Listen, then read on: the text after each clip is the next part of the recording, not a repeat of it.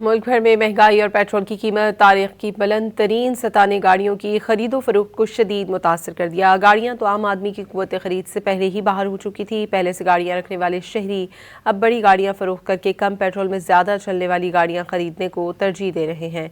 इमरान हफीज़ की रिपोर्ट।